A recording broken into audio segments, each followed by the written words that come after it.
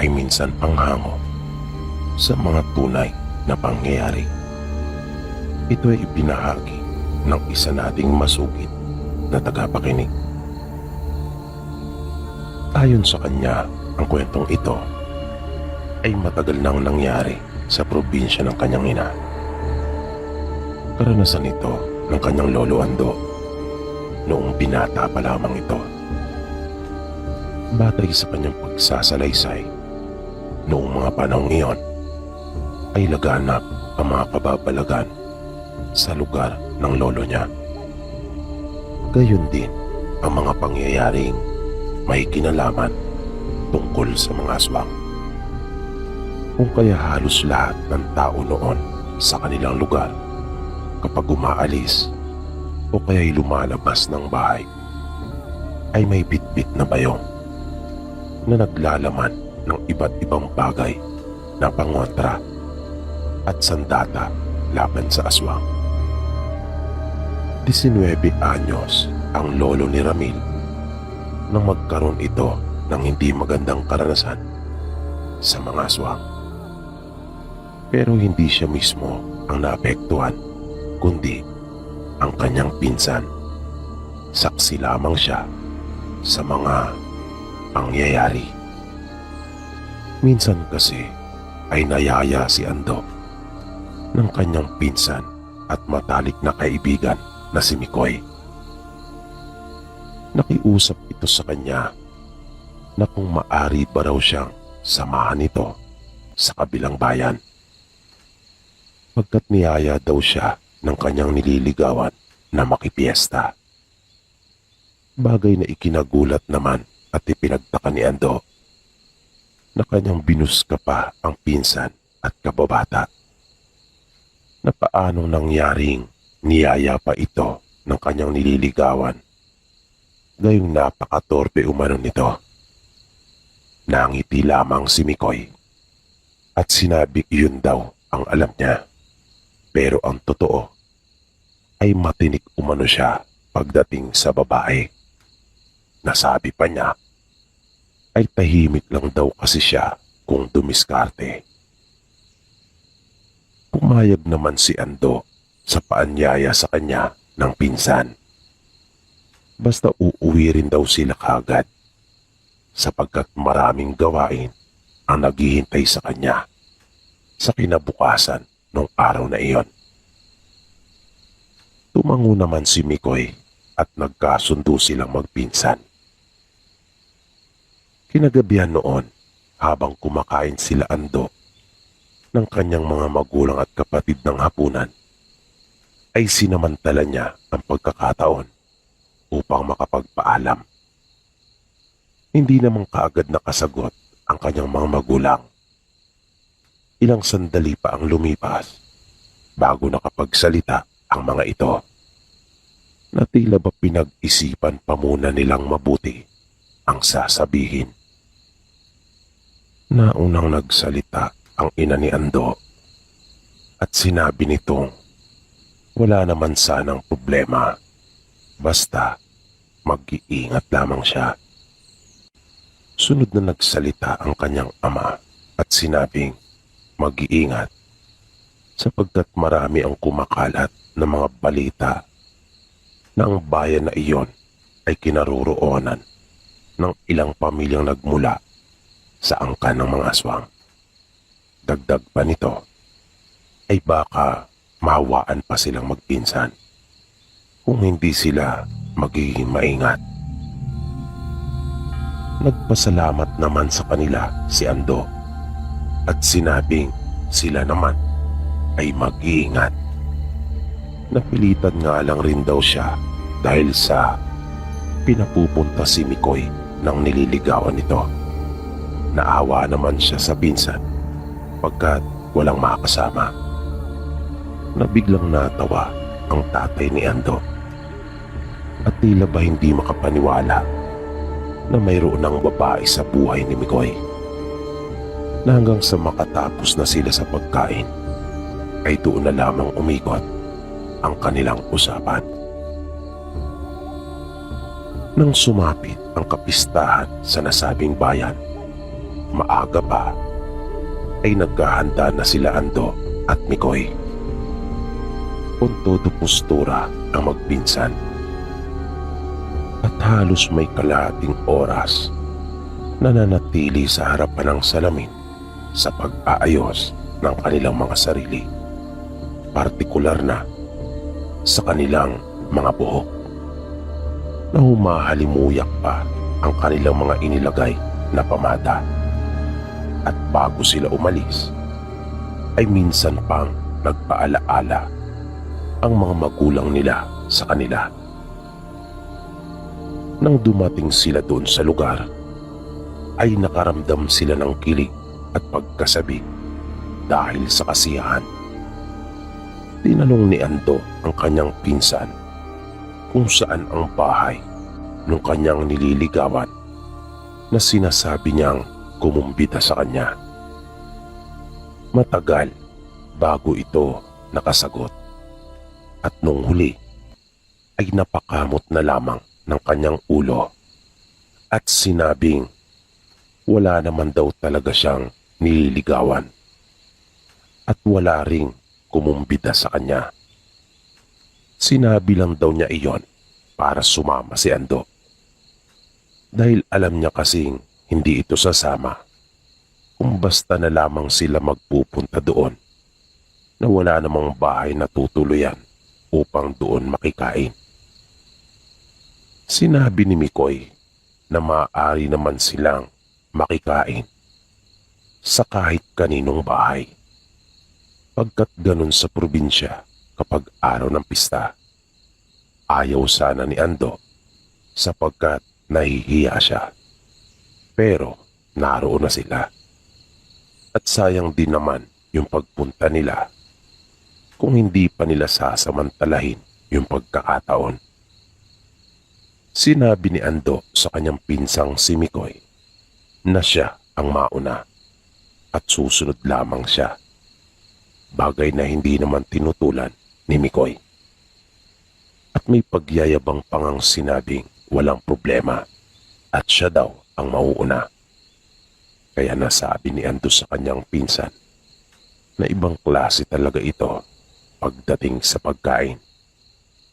Na tanging ngiti lang naman ang itinugon nito sa kanya.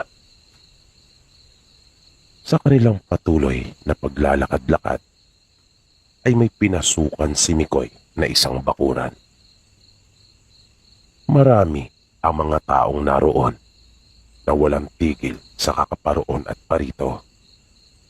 Nahihiya man si Ando ay pumasok na rin siya at sumunod sa kanyang pinsan.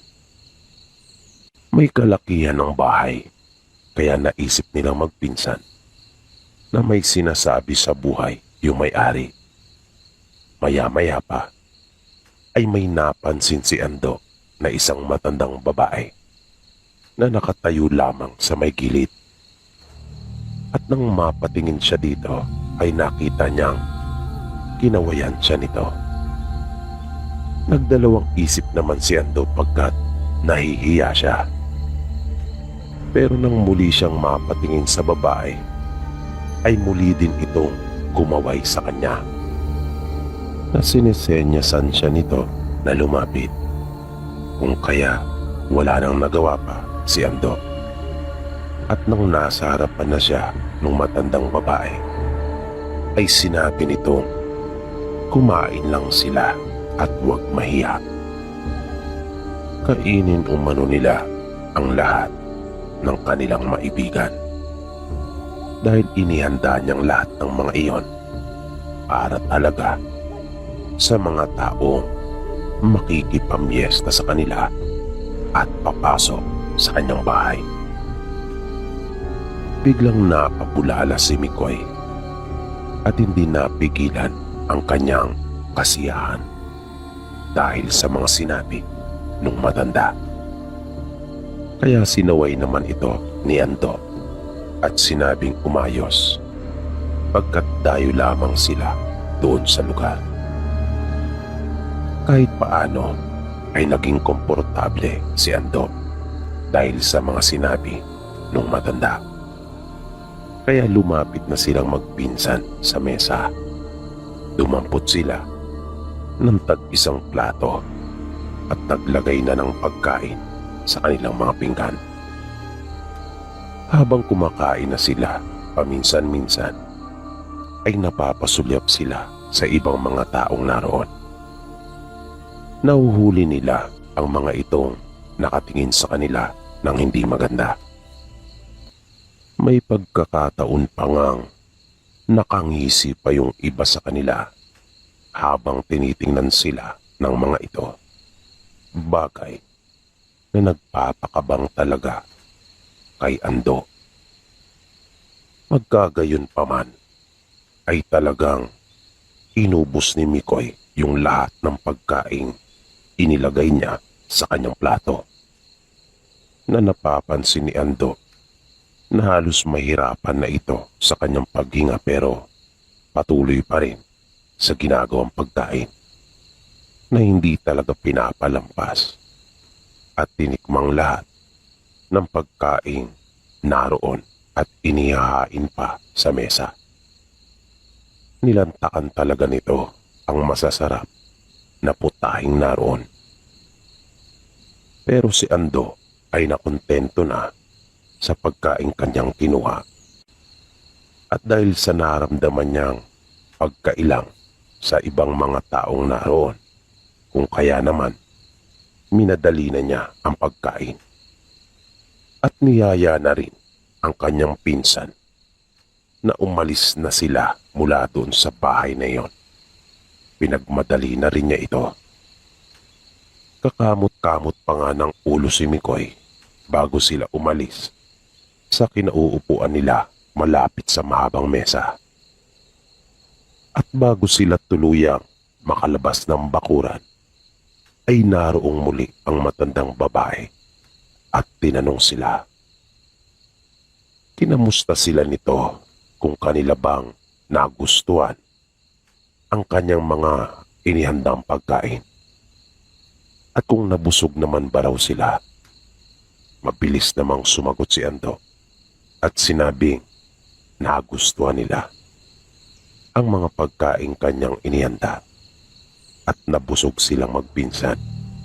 Di ba, Mikoy? Pagpapatunay niyang tanong sa pinsan. Sumagot naman ito at kinumpirma ang sinabi ni Ando. Natuwa naman ang matanda sa kanilang mga sinabi at sinabing huwag sila mahihiyang bumalik kapag kanilang maibigan. Na biglang lumuwang ang pagkakangiti ni Mikoy na tila ba nais pa talaga nitong bumalik at lantakang muli ang mga pagkaing naroon. Kaya kinalapit na ito ni Ando at inaya ng lumabas ng bakuran ng matanda. Nakita nilang inihatid pa sila ng tanaw ng matandang babae na nakangiti pa rin sa kanilang dalawa. Gusto pa sanang makikain ni Mikoy sa ibang bahay. Nais pa sana niyang tumikim ng ibang putahe, pero nagyaya na si Ando. Sabi niya kay Mikoy, hindi na niya nagugustuhan yung ikinikilos ng ibang mga tao, lalo na yung paraan ng pagkakatitig ng mga ito sa kanila, na hindi naman iyon alintana ni Mikoy pagkat nakatuon ang kanyang atensyon sa mga pagkain. At sinabi pa kay Ando na wala naman daw siyang napapansin na ganon. Maya-maya ay bigla nang nakaramdam si Mikoy ng hindi maganda. Naramdaman niyang biglang kumulo ang kanyang tiyan at pinagpawisan na siya ng butil-butil. At nang bigla iyong kumirot, ay talaga namang napahawak siya sa braso ni Ando. At siya na mismo ang nagyaya na umuwi na raw sila pagkat patuloy na sumasakit ang kanyang tiyan. Naisip ni Ando nung puntong iyon na maaaring naimpatyo ang kanyang pinsan. Pero bukod doon, ay medyo kinakabahan na rin siya. Pagkat sinasabi nga ng marami na ang lugar na iyon ay pinaninirahan ng mga pamilyang aswang. Ngunit umasa pa rin siya at naging positibo na sana ang pananakit ng tiyan ng kanyang pinsan ay bunga lamang ng sobrang kabusugan. Naisip niya rin kasi na kung ang pananakit ng tiyan nito ay bunga ng pangyayanggaw sa kanila ng aswang, dapat pati siya ay namimilipit na rin sana sa sakit. Pagdating nila sa kanilang lugar, inihatid ni Ando si Mikoy sa kanila upang malapatan ng pangunang lunas yung nararamdaman nito bago siya umuwi sa kanila. Nang sumunod na araw, maaga pa, ay nasa kanila na ang nanay ni Mikoy. Matanda na ito. Pero dahil sa walang mautusan kung kaya siya na mismo ang nagpunta sa bahay nila Ando. Nagtanong ito kay Ando kung ano raw ba ang nangyari nung naandun sila sa pistahan. Kaya kanya namang ikinuwentong lahat. Humingi na rin ito ng tulong sa kanila na kung maaari ay kanila nang madala sa ospital si Mikoy pagkat wala na itong tigil sa pagsusuka. Halos hindi daw siya nito pinatulog noong nagdaang gabi at kinikilabutan umano siya sa nililika nitong tunog sa tuwing sumusuka. Pinagtulungan nilang dalhin sa paggamutan si Mikoy. Ngunit tulad ng inaasahan ng tatay ni Endo, ay wala namang nakitang problema ang doktor. Kaya sinabi ni Mang Teban na tatay ni Ando na kanila nang patingnan sa manggagamot doon sa kanilang lugar si Mikoy. Pagkat malakas ang kanyang kutob na nayanggaw ito. Tinanong naman ni Ando ang tatay niya na kung nayanggaw ang pinsan niyang si Mikoy, bakit siya hindi? Sabi nito, malalaman nilang kasagutan pagkatapos na matingnan ng manggagamot si Mikoy. Kanila nga itong pinatingnan at matapos na masuri ay nalaman nilang nayanggaw nga ito. Nangyari daw iyon dahil mayroong hindi nagustuhan ang inasal nito doon sa pistahan na lumalabas na hindi naman pala mismong yung matandang babae na may-ari ng bahay yung aswang na nanghawa kay Mikoy, kundi isa din sa mga bisita nitong naroon. Ginamot si Mikoy nung manggagamot, kaya napanatag na ang nanay nito maging sila Ando. Ngunit makaraan ang ilang araw ay muling nagbalik ang nanay nito sa bahay nila Ando at muling humingi ng tulong. Bigla daw umalis ng kanilang bahay si Mikoy nang hindi nagpapaalam, na hindi naman ito karaniwang ginagawa. Pagkat nagpapaalam talaga ito sa kanyang ina tuwing aalis. Pagkukwento pa ng nanay nito, unti-unti na umanong nagbabago ang pag-uugali at mga ikinikilos ni Mikoy. At wala rin daw itong ganang kumain. Napapansin na nga raw niya ang mabilis na pagbagsak ng katawan nito. Bukod dito, ay halos hindi rin ito natutulog sa gabi. Dahil sa mga isinumbong sa kanila ng nanay ni Mikoy, ay walang dudang tuluyan na nga naging aswang ito na hindi naagapan ng manggagamot. Humingi din ng tulong ang tatay ni Ando sa mga kaibigan at iba pa nilang kaanak upang hanapin si Mikoy. Pero hindi na nila ito nakita pa. May nakapagsabi na isa nilang kamag-anak na huli itong nakita na nasa silong ng bahay ng isa nilang kanayon. Kanila pangaraw itong hinabol ngunit hindi nila naabutan pagkat lubhang napakabilis. Pero may napansin sila kay Mikoy. Duguan umano ito. At iyon na nga ang huling pagkakataon na nakita nila ito. Mula noon, kahit anino ni Mikoy ay hindi na nila nakita pa.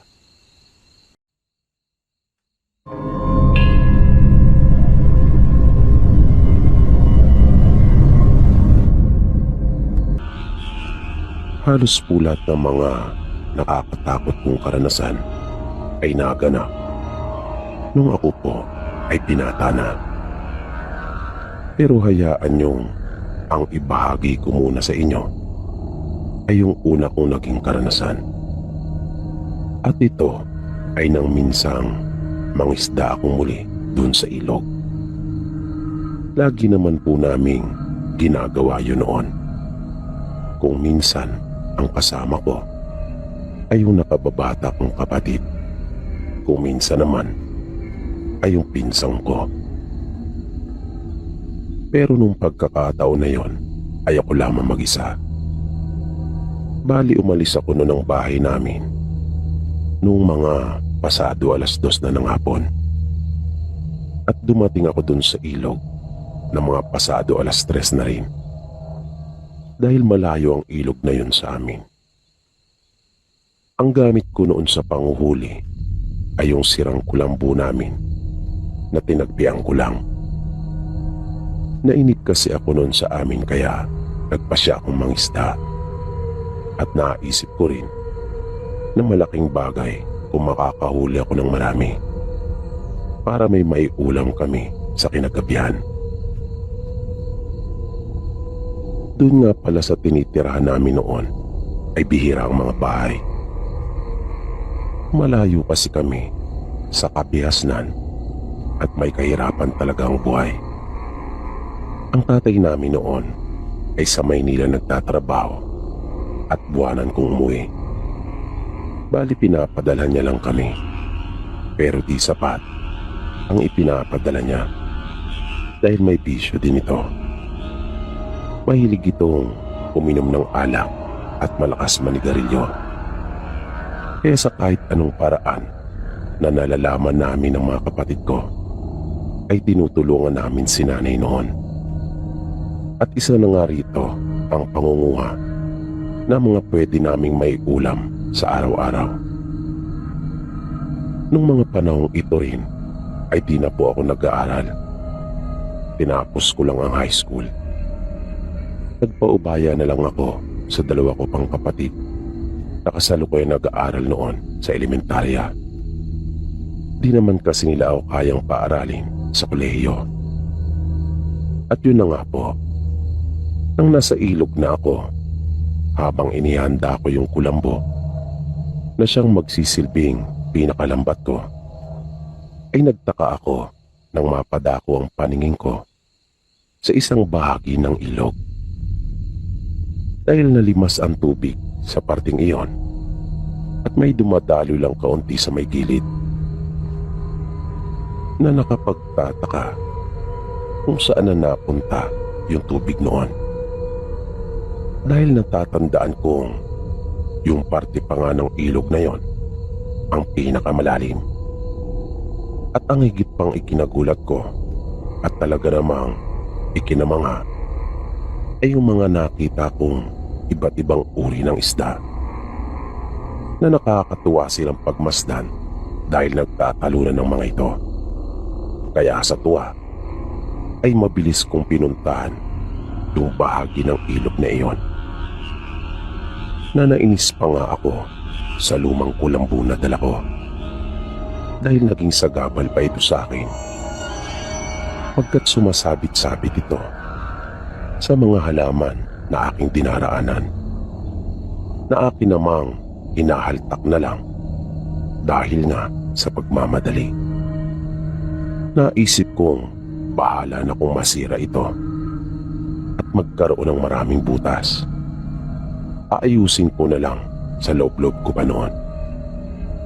At nang malapit na ako doon sa bahagi ng ilog na yon, nang nasa may pampang na ako mismo, ay bigla na namang sumabit yung kulambo doon sa nakausling ugat ng punong kahoy. Kaya napabulalas pa nga ako noon at nasambit ang kataglang buwisit. Pero hinayaan ko na lang dahil mapupuntahan ko pa rin naman kung saan naroon yung mga isda kahit hindi ko kunin yung kulambo mula sa pagkakasabit nito doon sa ugat.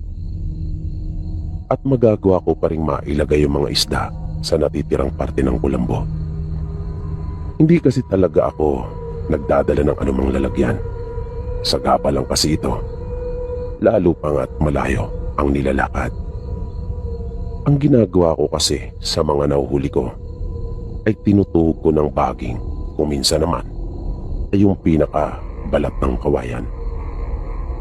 At yun na nga po, hindi ko na inalis sa pagkakasabit yung kulambo at sumuong na ako sa mababaw na ilog.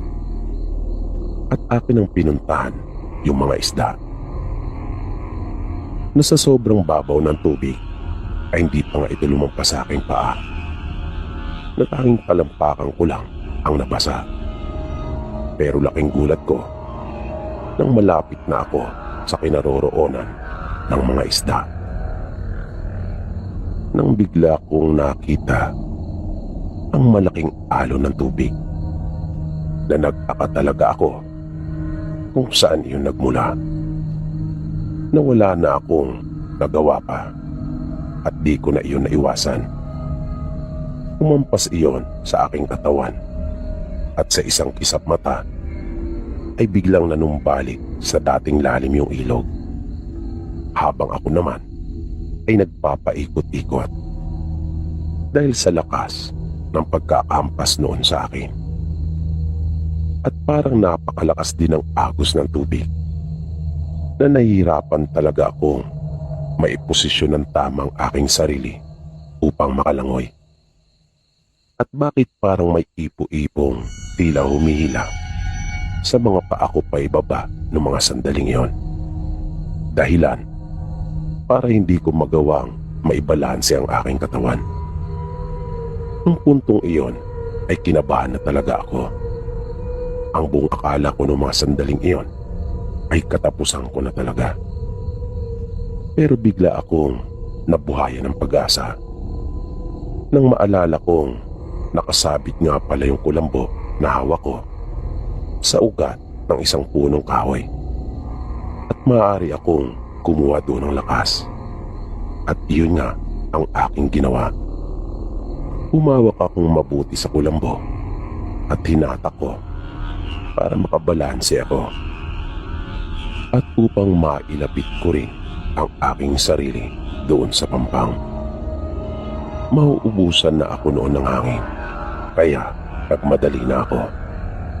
At ilang sandali lang ay nakahinga na ako ng maluwag nang makapana ng isang kamay ko yung pampang ng ilog. Habol-habol ko ang aking hininga nang ako ay makaahon. Nahiga pa akong sandali at sisingap-singap ako sa hangin. Bigla kong naramdaman yung halaga ng sariwang hangin nung mismong oras na yon. Dahil para iyong ipinagkait sa akin nung nasa ilalim ako ng tubig. Nang umayos na ang aking pakiramdam ay saka pa lang ako tumayo at nagpasya ng umuwi. Ang ikwento ko sa nanay namin yung nangyari ay lubasan nag-alala at pinagsabihan kami magkakapatid na wag na magpupunta dun sa ilog. Dahil hindi daw karaniwang pangyayari yung naranasan ko na dinaya umano ang aking paningin para maakit ako at mahulog sa patibong. Na ang sabi pa ng nanay namin, ang mga ito ay yung tinatawag na berberoka. Kaya mula noon ay iniwasan na namin magkakapatid ang magpunta sa ilog.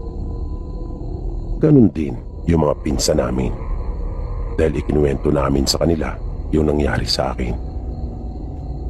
At tama nga ang nanay ko dahil marami ang nawala doon sa ilog na hindi talaga nakita yung kanilang mga bangkay.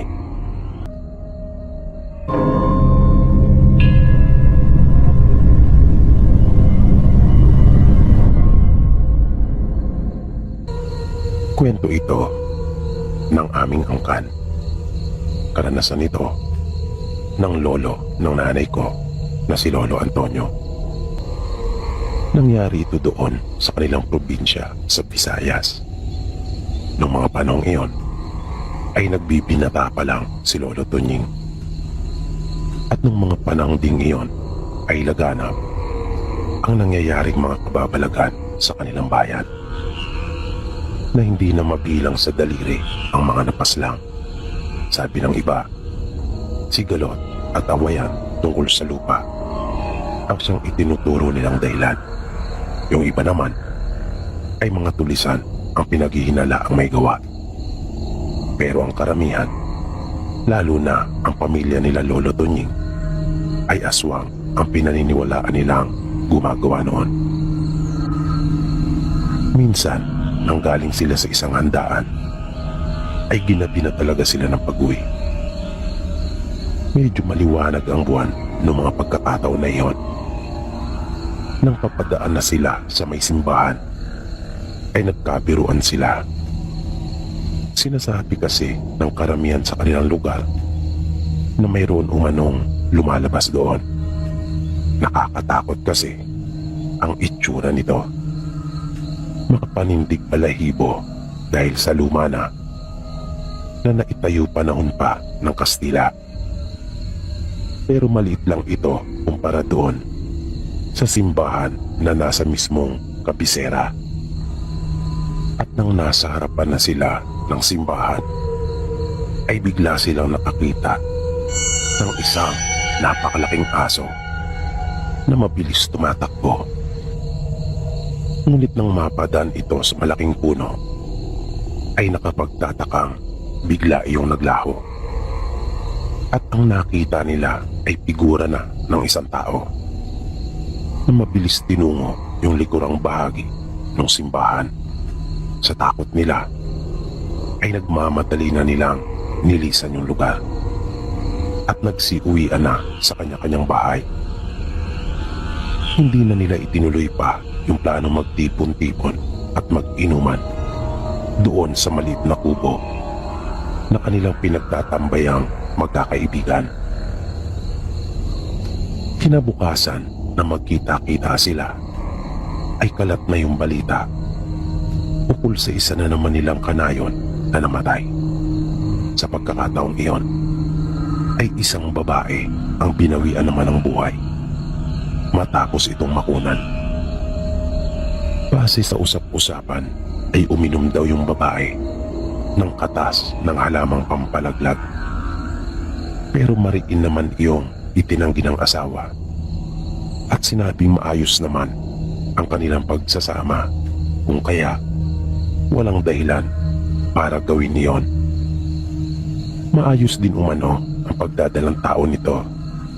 Malusog naman at ni minsan ay walang idinaing sa kanya.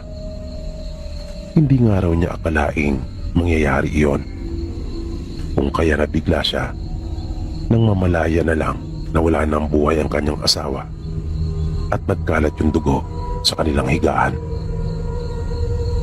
Marami ang mga naging haka-haka at espekulasyon ng mga tao ukol sa totoong sinapit nung kanayo nilang buntis. Pero si Tunying ay may masamang hinala. May kung anong nag-uudyo at sumasagi sa kanyang isipan na may kinalaman sa nangyari doon sa buntis. Yung nakita nila ng mga kaibigan doon sa may simbahan noong nagdaang gabi. Ngunit katulad ng marami, yung bagay na gumugulo sa kanyang isipan ay isa lang ring haka-haka hanggat hindi niya iyon napapatunayan. Nang sumunod na araw, habang abala sila ng matalik niyang kaibigan na si Ingo sa pagkokobra doon sa lupa ng isa nilang kanayon, ay may napansin si Tunying na kakaiba. Para kasing hindi sa kanila makaharap ng maayos yung kababaryo nilang nagpapatrabaho. Nakapagkausap nila ito ay hindi makatingin ng diretso, na para bang mayroong itinatago. na tila ba may iniingatan itong lihim. Kaya habang nagtatrabaho sila, ay hindi maiwasan ni Tunying na mapaisip at balikan yung nangyari nung gabi. Matapos nilang manggaling sa handaan, naisip niyang maaaring ito yung kanilang nakita na nagpalit anyo at nagmamadali. Ang bahay kasi nito ay nasa gawing likuran ng simbahan. Dahil doon ay nagkaroon ng interes si Tunying na alamin ang katotohanan.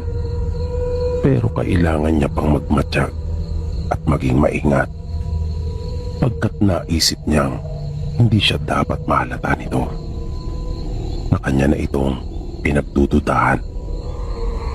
Nang magpahinga sila para magtanghalian, ay hindi doon kumain si Tunying. Umuwi siya sa kanila at doon na nanghalian. Nagpaalam siya sa kaibigang si Ingo at sinabing siya ay babalik na lamang.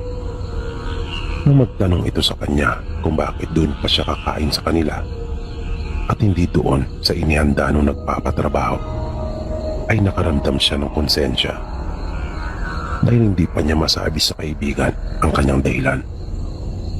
Nanalangin na lamang siya na sana ay hindi mahawa ang kanyang kaibigan. Matapos niyang makapananghalian sa kanila, ay saka siya bumalik sa kanilang trabaho. Pagdating niya ay naabutan niyang nagpapahinga pa si Ingo. Panay ang pagpupuri nito sa nagpapatrabaho sa kanila dahil sa masarap na pagkaing inihain. Nakaramdam ng kaba si Tunying. Tinanong niya sa kaibigan kung ano ba ang ipinaulam nito sa kanila. Sinabi ng kanyang kaibigan na manok at 2 putahe pa ang iniluto, tinola at adobo. At pareho kasing paborito ni Ingo ang mga ulam na iyon, kung kaya nabusog daw siyang talaga. Hindi maiwasan naman ni Tunying na mag-alala para sa kanyang kaibigan. Kinahapunan nang pauwi na sila, habang naglalakad ay nagtanong pang muli si Tunying sa kaibigan kung may napansin ba raw itong kakaiba habang sila ay nagtatrabaho kanina, maging sa pagkaing inihain sa kanila ng kanilang kababaryo. Nagtaka naman si Ingo sa mga itinatanong sa kanya ng kaibigan. Kaya matapos na sagutin at sabihin wala namang kakaiba siyang napansin, ay siya naman ang nagtanong dito. Noong una ay atubili pa magtapat si Tunying sa kanyang kaibigan. Pero napilitan din siyang magsabi na magpumilit ito.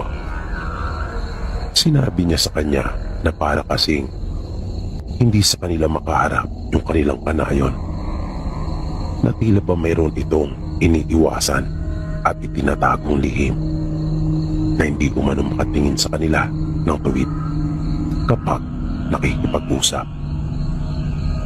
Nang sabihin sa kanya ni Ingo na diretsuhin na nito ang ibig niyang sabihin, ay ipinagtapat na ni Tunying yung kanyang masamang hinala sa nagpapatrabaho nilang kababayo. Sinabi nitong hindi ito kaya ang may lahing aswang na siyang dahilan ng mga nangyayari sa kanilang patayan. Napalingon kaagad si Ingo sa kanya at napatitig. Natamemi ito at biglang nag-isip. Kaya nagpaliwanag pa si Tunying sa kanya. Sinabi nito yung kanyang mga dahilan kung bakit niya nasabi ang mga bagay na iyon tungkol sa kanilang kanayon. Pero hindi kumbinsido si Ingo sa kanyang mga paliwanag. Nang sumunod na araw ay nagtrabaho silang muli doon. Patuloy na naging mapagmatsyag si Tunying. Malakas kasi talaga yung hinala niya na may kinalaman ang kanilang kababaryo na si Mang Lucas sa masaklap na sinapit ng kanilang mga kanayon. Kaya halos hindi maituon ni Tunying yung kanyang atensyon sa kanyang pagtatrabaho hanggang sa lumapit ito at tinanong kung mayroon bang bumabagabag sa kanya. Nagulat pa si Tunying sa ginawang pagkumpronta nito sa kanya. Nang tangi na lamang niyang nasabi ay paano daw nalaman nito. Sumagot naman si Mang Lupas at sinabing halata kasi sa kanyang mga ikinikilos. Napalunok ng laway si Tunying at halos hindi makapaniwala na gagawin iyon ni Mang Lupas. Hindi niya talaga inaasahan iyon. Mabilis namang nakaisip ng maidadahilan si Tunying at kanyang sinabi na may problema silang pinansyal. Pero noong mga panahong iyon ay mayroon naman talaga, dahil nakaprenda ang alaga nilang kalabaw sa isa din nilang kanayon. Pero alam niya sa kanyang sarili na hindi naman iyon ang siyang bumabagabag sa kanya, kundi ang tungkol sa tunay na pagkatao ni Mang Lupas at ng pamilya nito. Nang marinig naman iyon ni Mang Lupas, ay mabilis nitong sinabi na kanya siyang paluluwala ng pera para hindi na siya masyado pa mag-alala at mag-isip. Inialok nito ang kanyang tulong na walang hinihintay na kapalit. Sabi pa nito ay ibalik na lamang nila Tunying kapag nakaluwag na sila, kung kailan sila magkakapera. Tumanggi si Tunying pero hindi na pumayag pa si Mang Lupas at pumasok ito sa kanilang bahay. Paglabas ay may dala na itong pera na siyang ipapahiram kay Tunying. Sa puntong iyon ay parang nakaramdam ng matinding hiya sa sarili si Tunying. Kaya ayaw niya talagang tanggapin sana ang inaalok nitong halaga bilang tulong, dahil ayaw niyang magkaroon ng utang na loob dito. Mabilis na lumipas ang mga araw. Natapos na rin sila sa pagkukobra kanila Mang Lupas at kumpleto niyang natanggap ang kanyang sahod. Pero naisip niyang ibalik lahat ng ibinayad sa kanyang upa sa pagtatrabaho niya doon para mabawasan na kaagad yung halagang ipinautang nito sa kanya. Tumanggi pa nga si Mang Lupas at sinabing hindi niya kailangang gawin iyon, dahil tulad nga raw ng kanyang sinabi dito na kanya na lamang ibalik iyon kung kailan sila makakaluwag. Pero ipinilit iyon ni Tunying. Sa loob-loob pa niya, hindi siya makukuha nito sa ganung estilo, na para bang mas lalo pang tumibay yung kanyang paniniwala na may inililihim nga ito. Nasabi pa niya sa kanyang sarili ay gusto lamang nitong itago yung tunay na pagkatao sa pamamagitan ng pagbabalat kayo at pagbabait-baitan. Kinagabihan, napagkasunduan ni Tunying at Ingo na yayain ang isa pa nilang kaibigan na si Kanor upang mag-inuman. Napasarap sila at nakarami. Ginabi na sila. Pero kahit wala na silang iniinom, ay nagpasya silang magpahinga pa ng ilang sandali doon sa kubo na kanilang tinatambayan. Nang may maramdaman silang umaali-aligid sa may labas, kung kaya agad na napadungaw sa bintana si Kanor at malakas ang loob na tinanong kung sino ang naroon. At nang wala silang marinig na anumang sagot, ay naglabas pa ito ng kanyang balisong. Kanya iyong binuksan at naghamon. Sinaway naman ito nila Tunying at sinabing baka aso lang ang naramdaman nila ngayon, at kanila pa itong tinawanan. Sabay sinabihan na baka sumagot ang aso sa kanya at magtatakbo siya sa takot. Nangiti lang naman si Kanor at itiniklop na niyang muli yung kanyang balisong. Nang patayo na sila para umuwi, ay bigla na lamang umuga yung kubo. na para bang may bumangga doon na kung anong napakalakas na pwersa. Kung kaya, muli silang napaupong tatlo sa sahig. At napamura pa dahil sa pagkagulat. Nang bigla na lamang tumampat sa harapan ng kubong walang pinto ang isang aswang.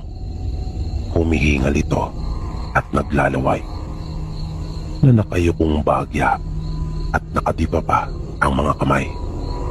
Nataranta silang tatlo at nagmamadaling tumayo.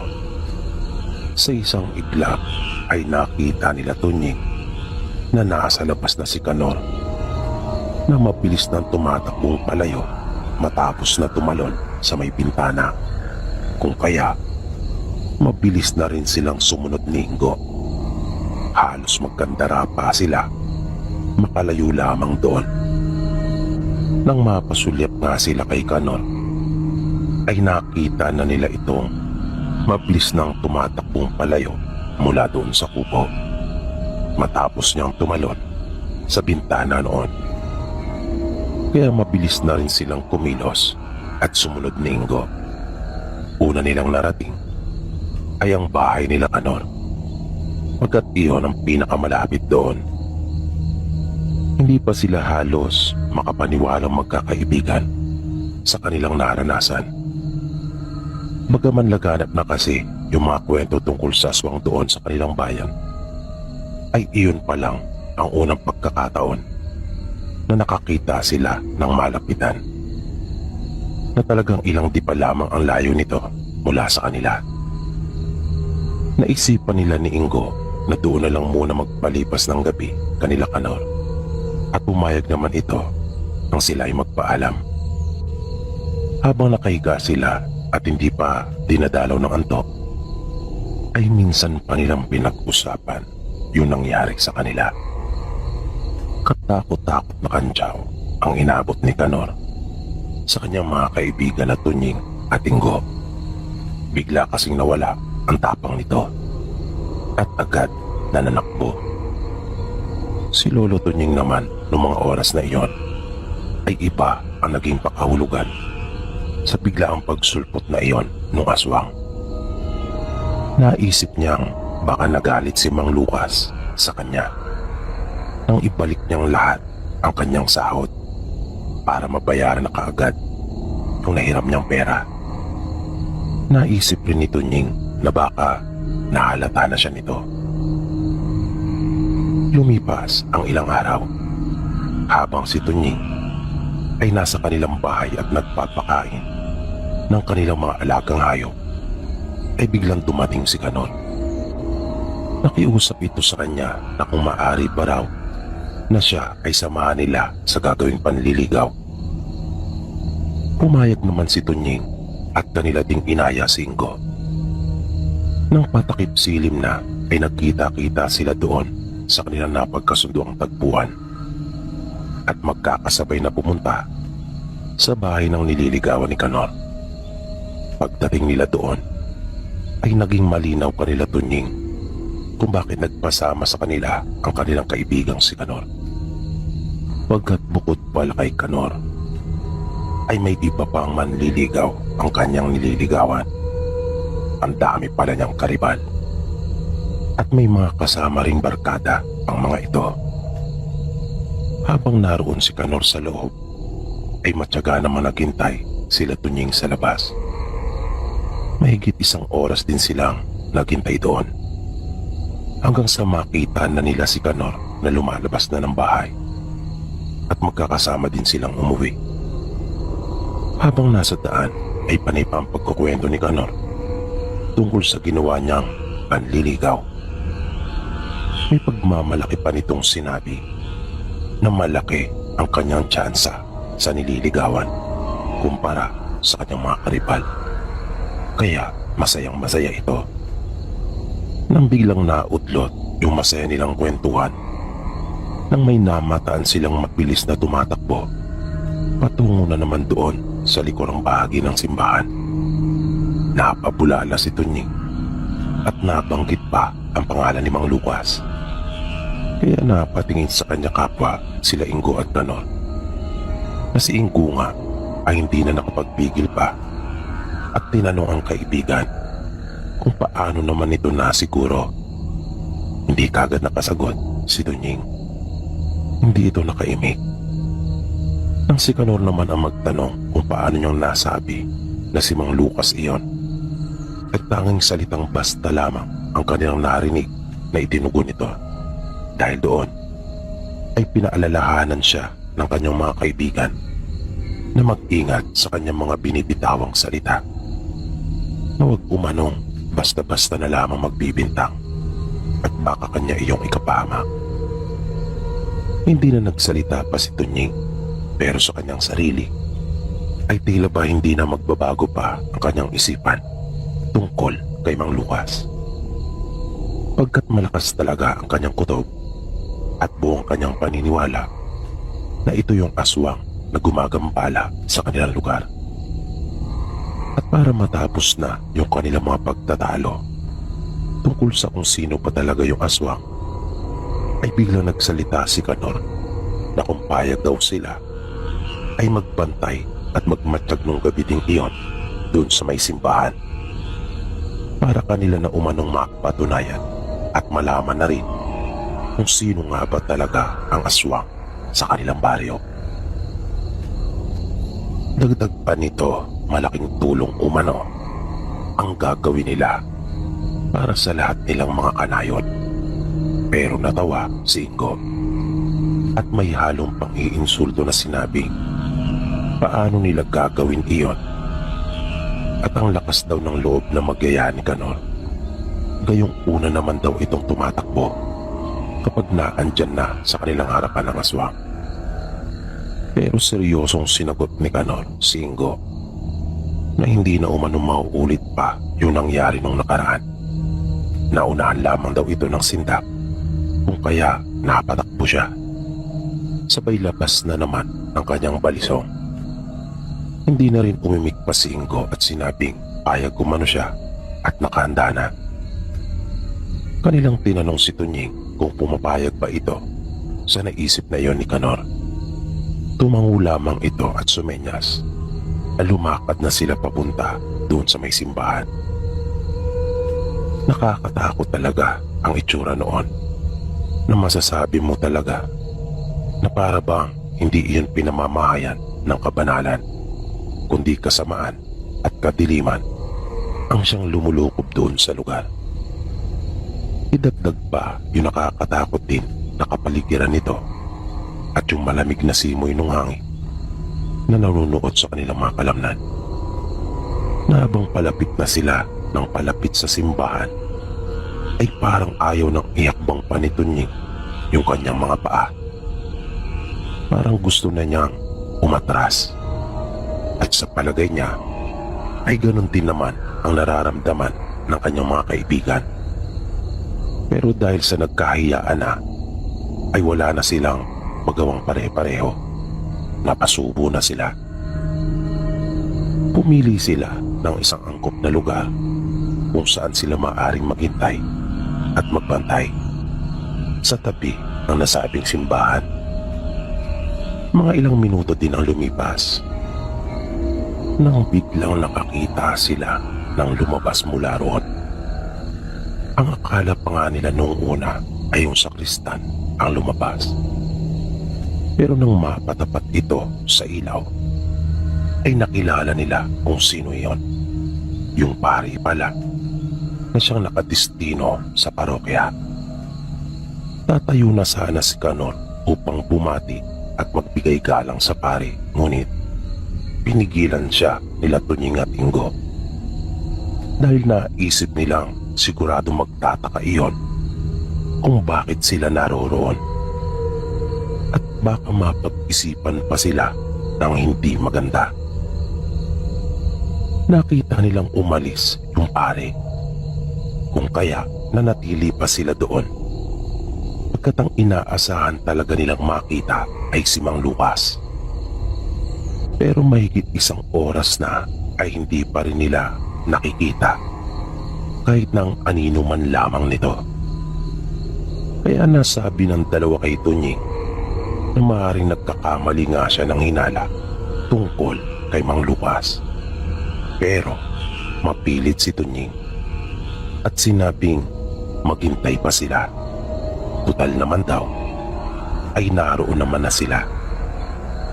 Isang oras pa mahigit ang muling lumipas nang bigla nilang makitang muli yung malaking aso.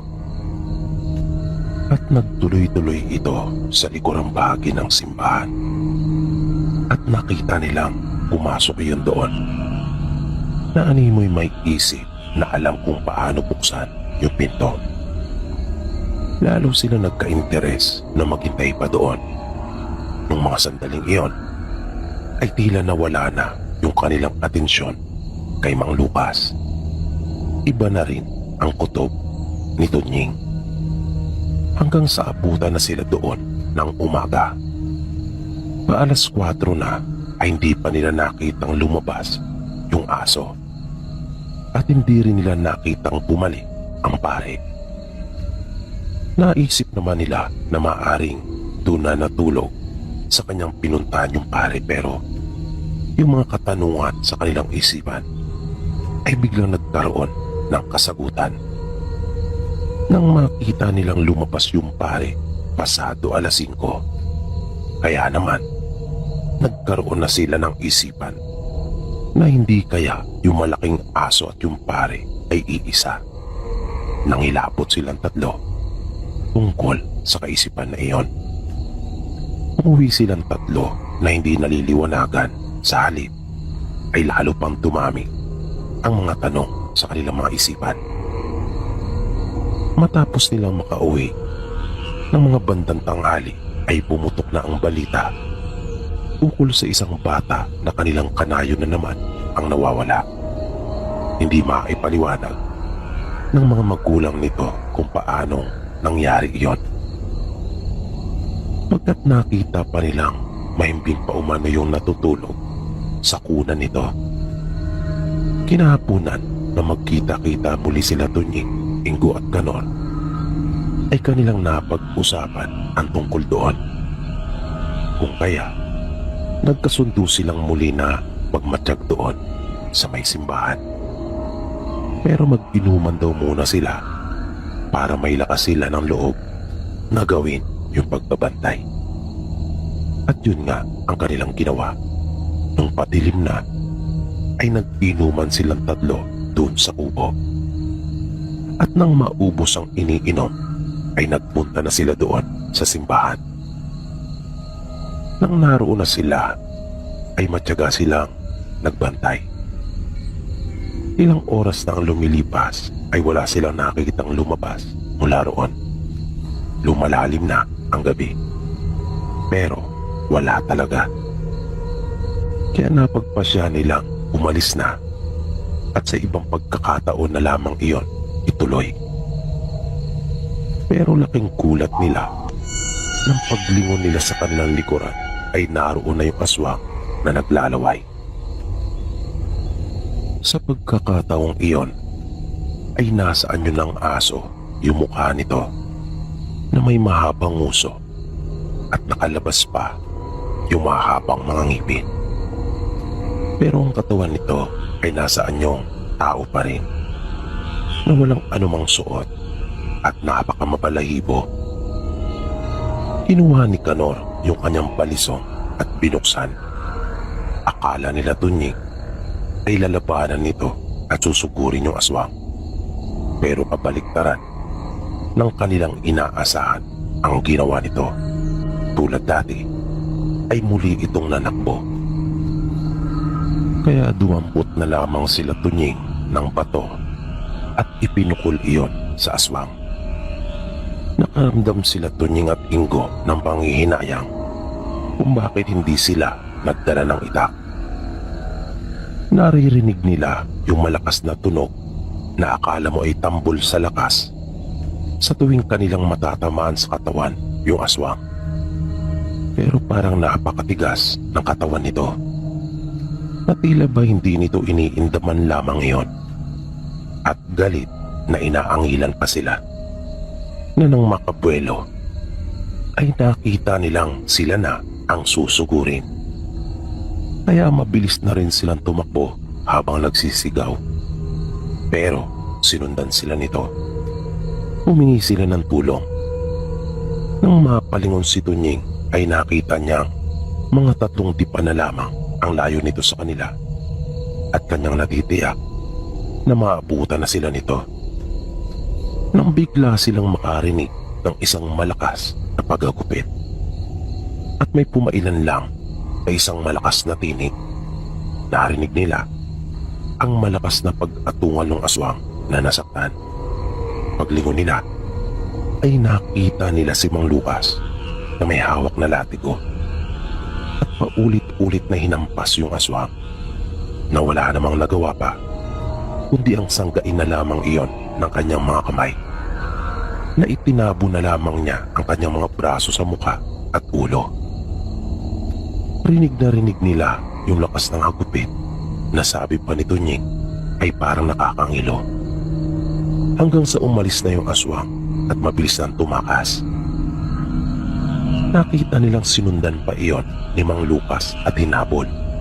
Sumunod din silang magkaibigan. Naabutan nila nagsasalita si Mang Lucas habang nasa harap ng simbahan at sinabing tama umano ang kanyang hinala na yung paring ang aswang na gumagambala sa kanilang baryo na nagpapanggap lamang na banal pero kampo naman umano ng katiliman at kasamaan. Bigla namang lumakas ang loob ng magkaibigan. Kakaiba yung kanilang nararamdaman. Bigla silang tumapang at sinigawan yung pare na lumabas sa simbahan at kanila itong hinamon. Harapin daw sila at sinabihan pa nila itong duwag. Nangiti naman si Mang Lucas sa dalawa at sinabing hindi duwag ang aswang. Hinabol nga raw silang dalawa nito kanina kahit na nag-iisa lamang ito.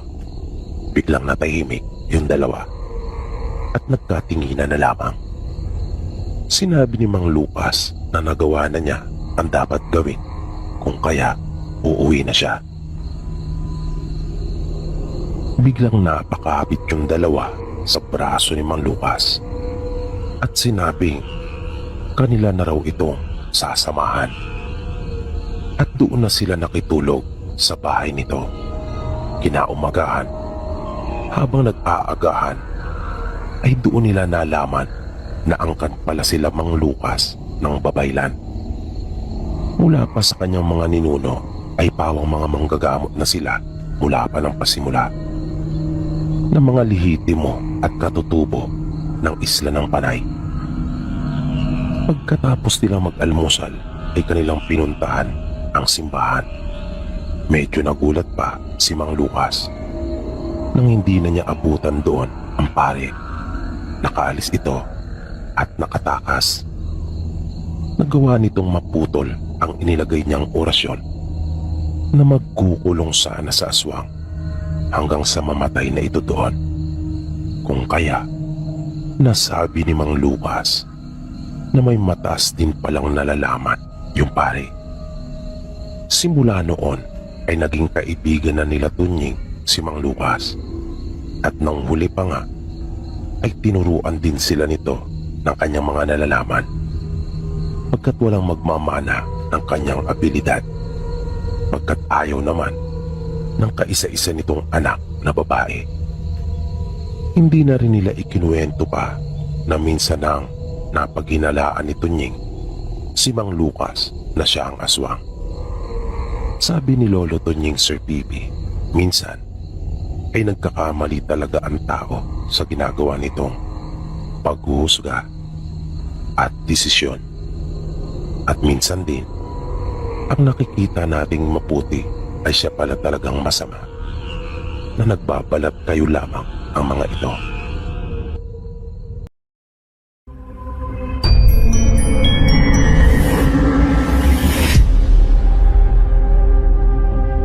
Kumusta po kayo, Sir Pipi? Tawagin niyo na lang po ako sa pangalang Glenn. Isa rin ako sa masugid niyong tagapakinig. Ang kwentong ibabahagi ko ay personal na karanasan ko mismo. ito ay nangyari nang magbakasyon kami sa probinsya ng papa ko. Noon pa man ay may nalalaman na rin ako tungkol sa mga aswang dahil na rin sa mga kwentong lagi kong naririnig mula sa mga kamag-anak namin na bumibisita. Pero ni minsan ay hindi pa talaga ako nakakita o nakaranas man lang. Hanggang sa muli nga kaming magbakasyon sa probinsya nila papa. Dalawa pa lang kaming magkapatid noon. At dahil sa 5 taon ang agwat namin, kung kaya hindi kami ang madalas na magkasama ng kapatid ko. Dahil hindi na ako mahilig sa mga larong pambata noong mga panahong iyon. Ang madalas kong kasama habang naroon kami sa probinsya ay yung 2 pinsang ko na sina Ute at Banong. Na bagaman mas matanda sila sa akin ng 2 taon, ay mabilis ko silang nakasundo. Yung ibang mga kapatid kasi nila ay may mga asawa na. Kumbaga, kami na lang ang medyo magkakalapit ang edad. Kaya naman, magkasundo kami. Minsan ay pinuntahan nila ako sa bahay nila lolo. Doon kasi kami nakikituloy sa tuwing nagbabakasyon kami. Ang sabi nila, mamamasyal daw kami. Natuwa naman ako at agad na nagpaalam kanila mama at papa. Pinayagan naman nila ako. Basta umuwi lang daw kami kaagad pagkatapos naming mamasyal. Ang hindi ko alam ay maliligo pala kami, sabi nila sa akin. Kaya hindi nila ipinaalam ang totoo ay dahil sa hindi kami papayagan. Nagtaka naman ako kung bakit. Kung kaya ako ay nagtanong. Sabi nila, pinagbabawalan na kasi ng halos lahat ng mga magulang ang kanilang mga anak na magpunta doon sa ilog na aming pupuntahan pagkat delikado daw. Bagay na hindi naman pinaniniwalaan ng 2 kong pinsan.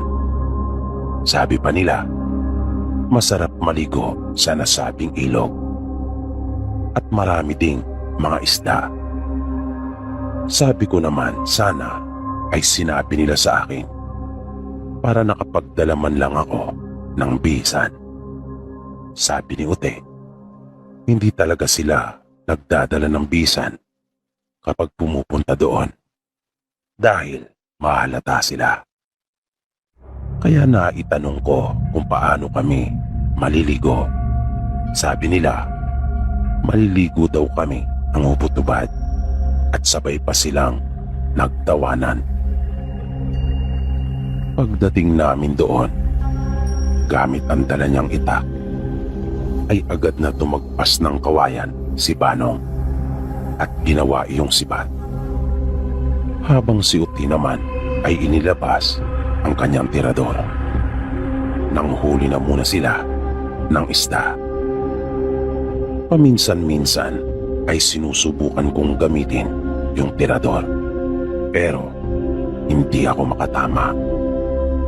Samantalang sila ay halatang mga biyasa, kaya saglit lang ay ilang isda kaagad ang lumutang at kanilang nahuli. Nilinisan ni Ute yung isda doon na rin mismo sa ilog, habang si Banong naman ay nagpatingas na. Iniyaw naming lahat yung isda at pinapak lang namin. Sa di kalayuan ay may puno ng nyog at inakyat yun ni Banong upang kumuha ng buko. Maya-maya ay bigla nang nagsipagubaran silang dalawa at tumalon doon sa ilog. Niyaya nila akong maligo na rin pero medyo nahiya pa ako dahil hindi ako sanay na magbubutubad, lalo na sa mga edad namin noon na may mga buhok na kami sa aming mga itinatago. Pero dahil sa mapilit silang dalawa, kung kaya, wala na rin akong nagawa pa nung huli, kundi ang magubad na rin at sumabay sa kanilang paliligo. Masaya kaming naligo na magpipinsan pero tila totoo yung sinasabi ng mga taga roon na delikado sa ilog na iyon. Dahil sa kalagitnaan ng aming paliligo ay bigla na lamang may naramdaman akong tila humawak sa paa ko. At nahirapan na akong maigalaw iyon at makawala. Buti na lang at malapit lang sa akin ang isa kong pinsan na si Ute. Kung kaya, nakahawak ako sa balikat niya at sinabi kong may humihila sa paa ko. Nang marinig din iyon ni Panong ay nagmamadali din siyang lumapit sa akin at pinagtulungan nila akong hilahin. Nang nasa pampang na kami ay abot-abot ang aking paghinga. Sobrang kaba talaga ang naramdaman ko. Sabi naman nila sa akin, baka raw sumapit lang sa halamang baging yung paa ko sa ilalim. Hindi na lang ako sumagot pa pero alam ko sa aking sarili na hindi ganon ang nangyari. Naramdaman ko talaga na may biglang humawak sa paa ko at pilit akong hinihila. Hindi na ako muling bumalik pa sa tubig matapos iyon. Sila man nang makita nilang nagbibihis na ako ay nagsipagsuot na rin ng kanilang mga damit. Inubos lang namin yung inihaw na isda at umuwi na rin kami. At bago kami dumating sa bahay nila Lolo ay tuyo na ang aming mga buhok. At parang wala talagang nangyari. Wala silang kamalay-malay na naligo na kami doon sa ilog at muntik na akong mapahamak. Kinahapunan, habang naglalaro kami ng paraha, ay naisipan naman naming doon matulog sa bahay nila Ute. Kaya, ipinaalam nila ako sa mga magulang ko. Pumayag naman sila, basta mag-iingat lang daw kami. Sa daan ay panay ang aming kwentuhan tungkol sa mga gagawin namin sa kinagabihan. Sabi nila, maganda raw mamaril sa gabi. At dahil parehong may baril na di bomba ang kanilang mga ama, kung kaya maaari nga namin gawin iyon. Kaya bago pa kami dumiretso sa bahay nila Ute, ay dumaan na muna kami sa bahay nila Panong at dinaanan yung baril ng tatay niya. Matapos iyon, ay nagpunta na kami sa bahay nila Ute. Ang bahay nila Ute ang nasa pinakatuktok ng bundok. At nang dumating kami sa kanila, ay naabutan namin ang tatay niya na si Tio Doming at kumpare nito na si Mang Carling. At umiinom sila ng gin. May pulutan pa sila noon na nasa mangkok. Na nang kanila akong alukin ay kumuha naman kagad ako. Masarap iyon at talagang malasa. Ang buong akala ko ay native na manok. Ngunit huli na nang malamang ko na inadobong sawa pala iyon na prinito. Bali iyon yung unang pagkakataon na nakatikim ako ng sawa.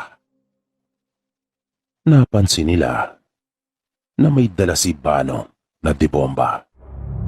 Kaya sabi ni Mang Carling, hindi magandang mamaril noong mga panahong iyon dahil maliwanag ang buwan.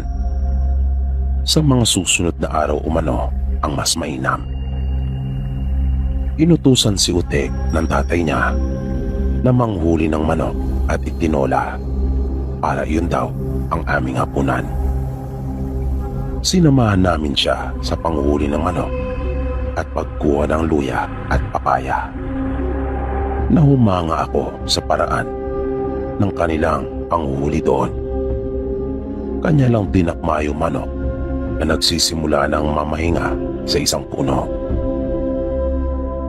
Mabilis na lumipas ang oras. Matapos na makapagluto, ay maaga kaming naghapunan. At nang nagpapahinga na kami, ay bigla na lang namin narinig na sumigaw si Mang Carling. Maya-maya ay yung tatay naman ni Ute. Paglapit namin, sinenyasan nila kami na tumahimik at hindi na rin muna sila nagsalita. At doon pa lang namin narinig yung kakaibang huni na iyon. Para sa akin ay kakaiba talaga iyon. Pagkat noon pa lang ako nakarinig ng ganong uri ng paghuni. Pero para sa kanila ay hindi na iyon bago. Dahil pamilyar na pamilyar sa kanila ang tunog na iyon. Nakita kong biglang kumilos si Ute at Panong. Pagbalik nila ay pareho na silang may hawak na itak at wala na ang mga iyon sa kani-kanilang lalagyan. Magkasabay nilang ikiniskis yung itak sa pinakabibig ng lalagyan nito, na dahil naman doon ay lumikha iyon ng nakakangilong tunog. Tumayo na rin ang tatay ni Ute na si Tio Domeng at may kinuha ito. Pagbalik niya ay may hawak na itong 2 bakal na mahigit 1 tangkal ang haba ng bawat isa. Pagkaupo niya ay kanya iyong ikiniskis sa isa't isa. Na tulad ng ginagawa nila Ute ay lumikha din iyon ng hindi kaaya-ayang tunog. Habang si Mang Carling naman ay panay pa rin ang malakas na pagsigaw at patuloy na tinutuya yung aswang. Naisip kong dahil na rin siguro sa nainom nito kung kaya siya ganon. Pero nalaman ko nung huli ng bunsong anak pala nito ay namatay. At ang kanilang hinala, ito ay inaswang. Kung kaya pala, ganun na lang ang galit niya. Ipinagpatuloy pa nila yung ginagawang pang-aasar sa aswang. Na tila ba nais talaga nila iyong galitin. Nang bigla na lang may dumapo sa kanilang bubungan. At nang mapasulyap ako sa labas, ay nakita ko yung isa nilang alagang aso na panay ang kahol. Na nakatingala ito habang nagpapaikot-ikot sa iisang pwesto. Mabilis na dinampot ni Tio Domeng yung baril na dala ni Banong na nakasandal lang sa dingding. Tinanong pa niya si Banong kung may laman daw bang bala iyon. Sumagot naman ang pinsang ko at sinabing meron.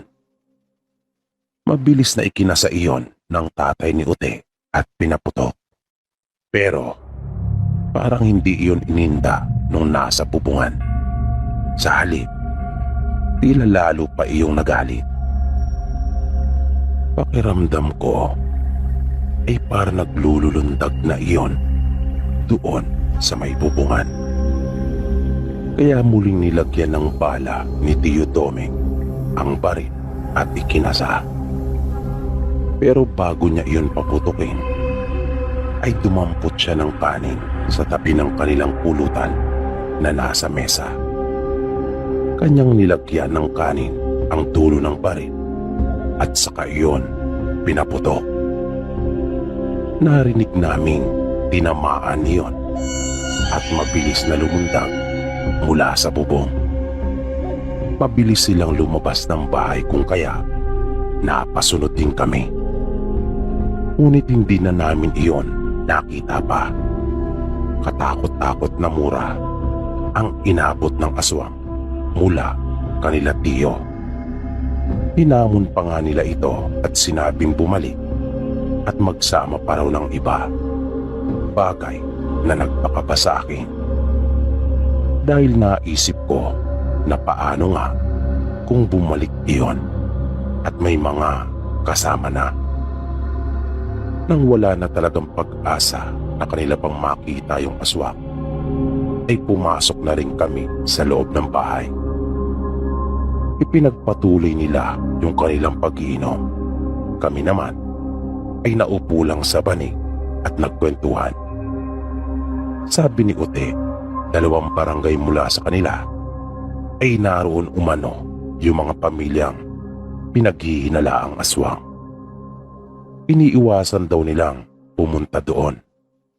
Pero yung mga taga roon naman ang siyang mga dumadayo sa kanila para mambiktima. Ang kadalasang paraan umano ng mga ito ay bibigyan ng sakit yung kanilang pinupuntirya at pinaniniwalaang kanilang pinapalitan yung katawan ng tao habang nakaratay sa banig, bunga ng karamdaman. Pagkatapos ni Ute, ay si Banong naman ang nagkwento. Lumipas pa ang ilang oras. Kapwa kami hindi dalawi ng antok, kung kaya nagkwentuhan lang kami ng nagkwentuhan. Hanggang sa muling magkahulan yung kanilang mga alagang aso. At napatayo kaagad sila Ute at Banong. Maya-maya pa ay may narinig kaming boses sa labas ng bahay. Lumabas sila Ute ng silid, kung kaya sumunod ako sa kanila. Ayokong maiwang mag-isa doon sa kwarto, kahit pa sabihin nasa loob ito ng bahay. Paglabas namin ng silid ay nakita ko nakatayo na si Tio Domeng at Mang Carling at papalabas na sila ng bahay. Pagbukas ng pinto ay may nakita akong grupo ng mga tao. Sa tansya ko ay hindi sila bababa sa 10. Bumati sila Tio Domeng ng magandang gabi sa mga ito at tinanong kung ano ang kanilang pakay. Ilang sandali pa ang lumipas na wala pa rin umiimik ni isa sa kanila. Nakatayo lang ang mga ito at pailalim na nakatitig kanila Tio Domeng. Dahil doon ay napabulalas ng pagkadismaya si Tio Domeng at sinabing sila ay makakauwi na kung ayaw nilang makipag-usap. At nang akmanan niyang isasara ang pinto, ay biglang nagsalita yung lalaking nasa harap at sinabing mayroon kaming atraso.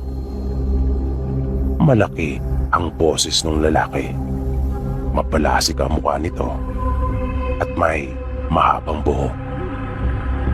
Ang mga suot nila ay mga tipikal na kasuotang pambukid na medyo alangan na noong mga panahong iyon. Pero naisip kong marahil ay dala na rin iyon ng hirap ng kanilang pamumuhay o di kaya naman ay dahil sa makaluma lang talaga sila. At ang isa pang kapansin-pansin sa kanila ay yung palibot ng kanilang mga matang nangingitim. Dahil sa sinabing iyon ng lalaki ay umalma si Tio Domeng. Pero tila alam na niya ang tinutukoy nito. Sabi ni Tio, wala kaming naging pagkakamali dahil unang-una ay nasa pamamahay lang nila kami. Patunayan ay nakatapak umano mga ito sa lupang pag-aari niya. Muli namang nagsalita yung lalaki at sinabing dumaraan lang umano ang kaanak nila nang kanila itong insultuhin. Tila nag-init naman na si Tio Domeng at sinabing silang mga aswang ay dapat na lumugar sa dapat nilang kalagyan. Biglang yumuko ang mga ito at nagsiangil. na tila ba handa na silang lumusob. Hinugot na nila Tio ang kanilang mga itak na hindi iyon yung karaniwang itak na aking nakikita. May kahabaan iyon na katamtaman lamang ang lapad. Pero sa itsura pa lang noon ay sigurado akong napakatalim. Umalis naman bigla sa tabi ko si Ute at kinuwang bomba ng tatay niya. Si Bano ay nilagyan na rin ng bala ang kanyang baril at ikinasa. Nang mapansin ng mga ito na talagang lalaban sila Tio, ay biglang tumayo ng tuwid ang lalaki at sinabing kanyang palalampasin ang mga nangyari nung pagkakataong iyon para maiwasan ang pagdanak ng dugo. Pero siguraduhin lang umano namin na hindi na iyon mauulit pa. Dahil hindi daw sila mangingiming dalhin ang buo nilang angkan kung kinakailangan upang mapagbayad lang daw kami sa aming mga kasalanan. Bago sila tuluyang umalis ay nagpabala pa ito na huwag magpakakampante sila Tio pagkat hindi raw niya makakalimutan yung ginawa nila sa kanilang kaanak. At kahit saan man daw sila nito makita ay siguradong may mangyayaring masama sa kanila. Ngumisi si Tio Domeng at sinabing kanila na lamang gawin kung ano ang bagay na makakapagpasaya sa kanila. At kanya nang inilagay sa lalagyan ang hawak na itak. Matapos iyon ay tumalikod na ang mga ito. Iyon yung unang pagkakataon na nagkaroon ako ng karanasang makaharap ang mga sinasabing aswang. Mga tulad din natin silang tao pero mararamdaman mong may natatangi silang kakayahan at may kakaiba sa kanilang mga ikinikilos. Nung gabing iyon ay hindi na ako natulog pa. Maging sila Tio at mga pinsang ko ay nanatiling gising at nakabantay. Si Mang Carling nga ay hindi na umuwi pa sa kanila at doon na rin nagpalipas ng gabi. Nang umuwi ako sa bahay nila Lolo ng sumunod na araw, ay mas pinili ko na lang na manatili doon sa kanilang bahay. Kahit anong yaya sa akin nila Ute at Bano, ay hindi ko na talaga sila pinagbigyan pa. Hanggang sa bumalik na kami dito sa Manila. At iyan po Sir Pipi ang naging karanasan ko sa probinsya nila Papa. Isang karanasang hindi ko talaga makakalimutan.